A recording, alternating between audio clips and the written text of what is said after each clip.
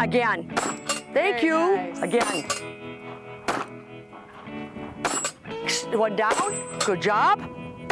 Good job. Now take it and shoot it to make it flip back. Ah. Good. Little forward lean. At ranges across the country, this is the scene as more and more people take steps to protect themselves. Did you know there's almost 15 million concealed carry permits across the United States of America? With that number comes the responsibility to get some good training, so you best know your firearm.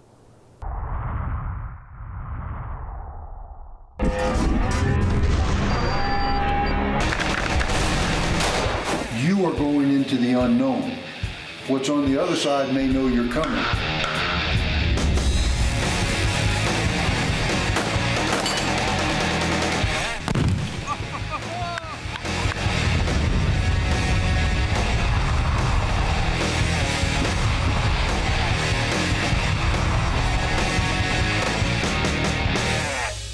Hey everybody, welcome back to Modern Shooter. You know, when you're at the range shooting your firearm, this is normally the end result, but getting here is half the battle. With over 15 million concealed carry holders across the country, it's important those carrying know not only everything about that firearm, but also how to use it. That's where places like Double Eagle Tactical Training in New York come into play. So in recent times, you see the firearm and the Second Amendment come under a lot of fire. What our main goal is if you're going to carry a firearm out in the real world, I want you to know how to carry that firearm, when it's appropriate to deploy that firearm, and different options that you have while carrying. Mark, I don't think enough people give credit to the technique needed to get the gun from the holster, clear, and onto the target. And I know at Double Eagle, this is something you guys spend a lot of time teaching. Absolutely, Phil. One of the most neglected things we find is the draw, the holster choice, and the magazine holster choice as well. A lot of people I see spend a bit of time on the internet, on the forums and the YouTube, and they take all these tactics that they learn from there and they try to apply them. What we end up doing is correcting that. And in the morning when they show up, they're unsure of the draw. You see them pull out and draw, and then they're recorrecting their grip once they're on target. We try to eliminate all that so it's one fluid motion from presenting, aiming and firing, and then reholstering again. So when you're loading a magazine, Phil, what you don't want to do is fight your body mechanics. You want your body to flow nice and smooth as if it's a memorized motion, if you will. Okay. So a lot of times on the range, the first thing I look for when we start the draws is, are you fighting your holster? Can you get to that gun? I've had some holsters that just didn't work out for me. You know, it was either too high or too low on the hip, and you end up in this, you know, Absolutely, Phil. And a lot of the times what I encounter on the range when we're teaching is people show up with what the internet says is the best holster, the best gun, the best mag carrier. Well, I don't disagree with that, but at the same time I kind of do, simply for this reason. What may be the best holster for me isn't going to work for you. It's all about your body shape, size, and how much real estate you have going on, whether the holster is going to be a benefit or a deficit to you. Personally, I want to live out my days on Earth never having pointed a handgun at another human being. I don't want to have to be in that situation. But just like you get a fire extinguisher for your house in case something bad happens, you know, I want to have that training so that when the fire starts, I know I can put it out. You know, again, I will do everything in my power to avoid having to use deadly force, but I want to know at the end of the day, I've received the proper training to save my life. So with me, I like to take the webbing right here on my thumb and press it up against the back tang of that gun. What that's doing is ensuring there's no gap between my hand and where that gun's going to rest. Second of which, I'm wrapping my fingers around the grip. This is hypercritical because, like I said, we want to establish grip inside of the holster, so once we pull it out, we're ready to use it.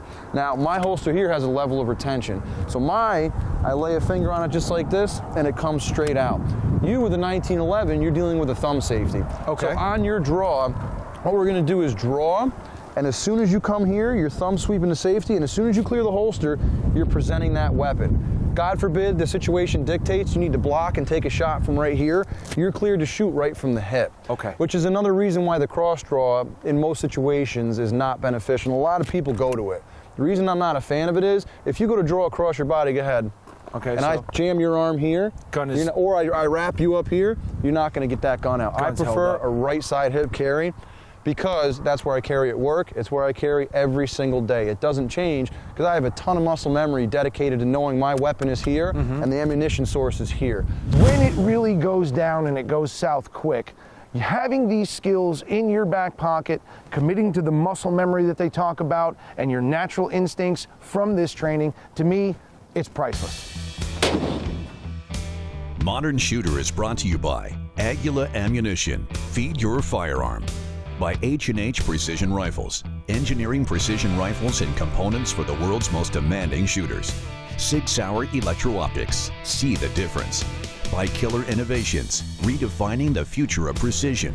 By Securit, intelligent firearm storage. By Turnbull Restoration, specializing in the accurate restoration of historical metal finishes on period firearms. And by Benchmark Barrels, world-class accuracy made in the USA. We're going to do now, Phil, nice and slow. I want you to come out just like you practiced and go ahead and take a shot on the target. Nice. Double Eagle Tactical Training near Albany, New York will put you in some different shooting positions, but they are positions a concealed carry holder is more likely to face than standing at a stationary target on a range. So one of the biggest deficits we encounter on the range is, we call it the fumble upon it right here. So they draw out, they come up here, and then they jostle the gun around, they really let that grip set in. That's not good. You're wasting time, you're taking seconds off what could potentially be the last seconds of your life. Okay. So when we establish the grip in the holster, it comes out here. As we're coming out of the holster, as soon as you break the leather or the plastic, the muzzle starts to flip forward like this.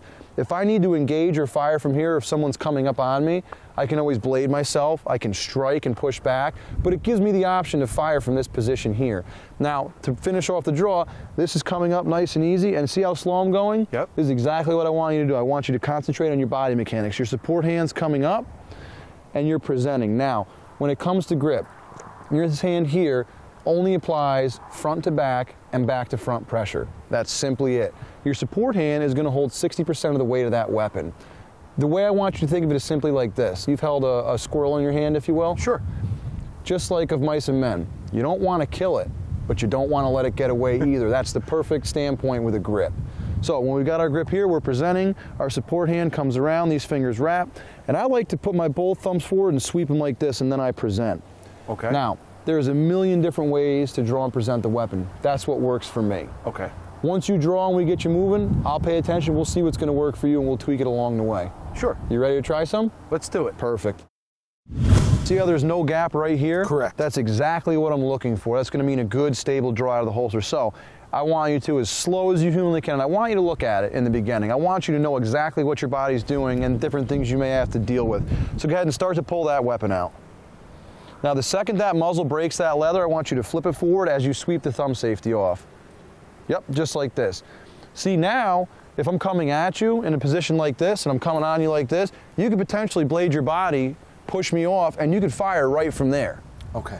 So as you come out, we've established our grip, the safety's off. Then I want you to bring the weapon up on line. As you're bringing that support hand in, wrap those fingers and punch that out for me. Okay. So it's literally going to be this slow. I look down, there's my gun, okay, the hand's on it, I don't feel a gap, I'm defeating.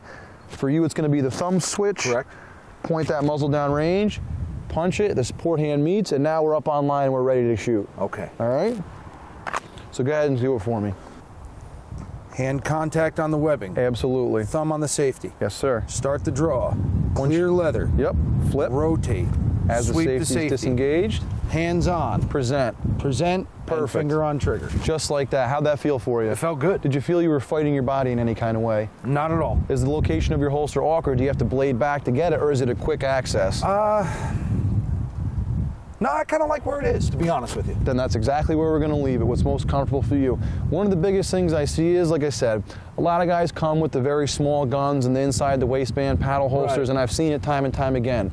They're big guys. I got big mitts. Right. Unfortunately, I was born in this size, had to grow into them.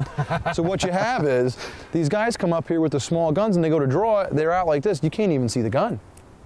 And I got to tell those guys, like, okay, I understand that, you know, you read that this was a phenomenal concealed carry gun. I've got no issues with the quality of it. But for you, it's not going to work. Right. You're putting yourself at such a deficit.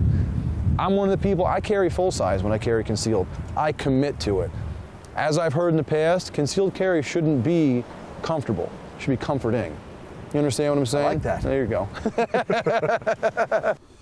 Preparing for the proper positioning in your draw is an important factor in speed and safety. Putting yourself in the best position is just as important when heading out on a hunt, especially when long distances are involved. Up next, we head to Texas to a ranch where they specialize in preparing shooters to dial long distance. This is Modern Shooter.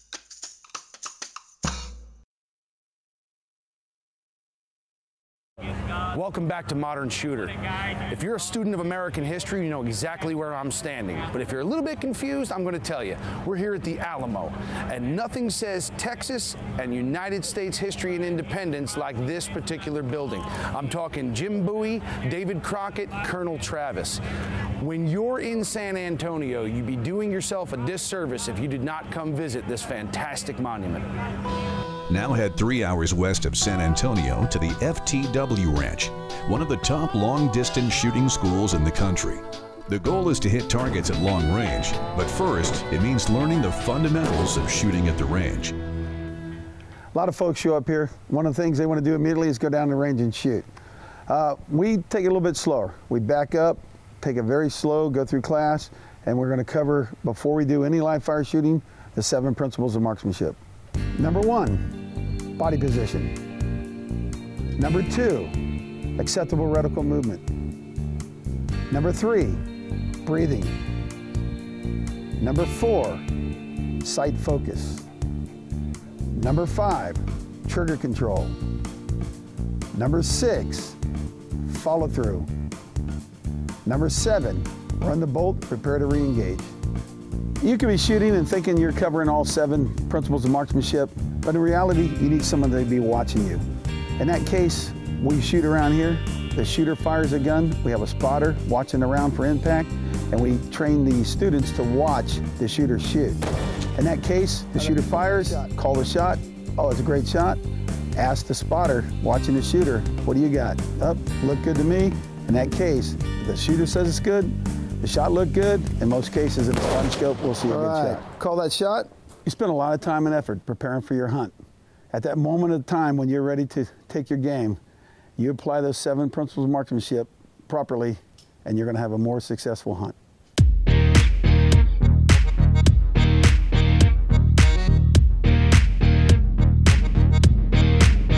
We were just at the range discussing the 7 principles of marksmanship and how they apply to making that longer shot work. But now we're going to get into some field positions, and we're going to have to improvise and change things up a little bit. So let's go grab dog and see how it applies to the real world. All right, Phil, what we got for you here is a brand new shooting course we just set up. We call this rock and roll. You'll see some rock formations here we're going to be shooting from. Nice. Non-standard shooting positions, using our pack. Yeah, pack and gear, various distance to target. Very challenging course. Well, buddy, you don't have to ask me twice. Nice, let's do it. What we got here, of course, we're looking at this firing position. We got this log shot. We got a 350-yard shot out there and about a 460. Okay. So we're going to look at it from the two aspects. Vertical stabilization. Using this log, that's going to stabilize our vertical drift, and then we're going to pin down that firing elbow in our case. All right, how about you demonstrate? I will. If I can borrow your gear, I'll do that. Anytime, my friend. All right, buddy, let's do it. All right, so I'm going to approach this. I'm going to take the gun off first, manage the barrel, manage safety as far as barrel discipline. I'm going to knife edge the pack off instead of trying to pull it off. I'm going to switch hands. So I've got control of the gun and the pack at the same time, putting the pack in a location where I can readily get to it if I need it. I've got a target uphill, and I got this log. I know that from this target here, and I got a target there. I wish I could get my elbow in there. I'm not going to make it. I'm going to bring the pack in. Okay. And I'll get this pack up underneath here and see what I can get this pack to do for me. There we go. Very crucial that I get this pinned down, as much contact as possible on target. All right, I got the elbow pinned down. Acceptable reticle movement, holding over 4 inches. Impact. Well, you got steady in a hurry there, dog. You know, Yeah. guys, while an animal at 350 to 450 yards isn't exactly a hurried shot, you do want to get into position as quickly as possible. And I mean, you can see Doug is no inexperienced gentleman. He did everything he had to do to use his pack, to use his sitting position, thinking the entire time about how he can get that reticle to steady up. And you know, it's impressive stuff. All right, Phil, you ready to give this a try? I can't wait. All right, let's do it. All right, yeah, I like what you got going there. A little bit different what I had going on. You got a lot of contact with the rifle. You got elbows pinned down. Certainly you got your firing elbow down. And in your case, you used the pack to bring the knee up to the elbow instead of the other way around. Exactly. So that worked out great, yeah. Yeah, it's surprising how steady you actually feel. Absolutely. What do you say we throw something live down range? Let's do it. All right, buddy. Good, re-engage. Small plate, it broke a little left. There's a little right to left wind. Re-engage. Nice shot, impact. Range 460, hold 3.5. Big plate. There you go, good impact. Nice. Boy, you know what? This is extremely interesting. You talk about acceptable reticle movement, and you know, you don't want to slap at the trigger when you do it, but you watch that circle get smaller and smaller and smaller. And you know, we're talking at a, what'd you say that was, 465? 460, yep. You know, you're at the practical limit of what I expect to be shooting. You know, I don't really want to be much beyond that. I want to train a little bit further beyond that because, you know, your tagline is that you fall to the level of your training. But, you know, that's a poke for any hunter. That's a good shot, especially off of that position. Good shot. Thanks, buddy. Thank you.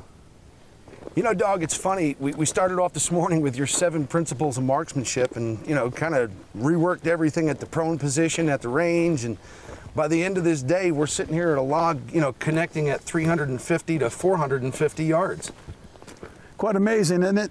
You know, you apply the principles, get that trigger under control, and you can be successful. You know, let's go learn some more stuff, man. Yes. Hey, thank you, FTW. Coming up next, we head to the range to improve your shooting. You are watching Modern Shooter.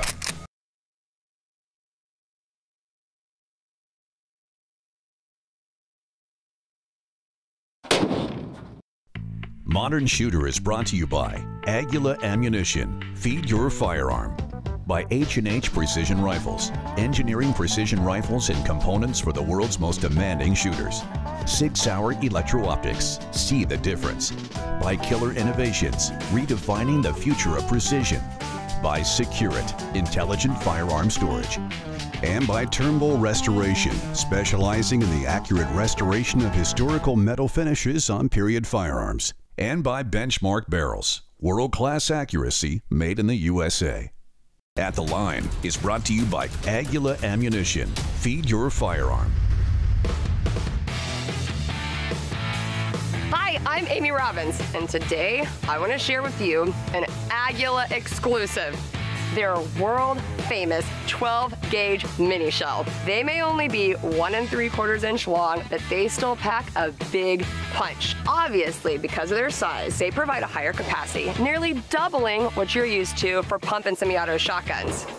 Mini shells are the perfect option for anyone new to competition clay shooting since they deliver less recoil and have a quieter report than traditional 12-gauge shells. And they do it all without sacrificing any of their performance. So, because of their smaller size, they may not be right for all shotguns. And today, I am shooting the 12-gauge Mossberg Shockwave and a Kel-Tec KSG. So check with your manufacturers to see if they can handle the mini shell. They're available in slug, buckshot, and 7.5 shot variations. Let's go see what they can do. Aguila's Mini Shell Series. Short on size, but big on performance. Aguila, feed your firearm.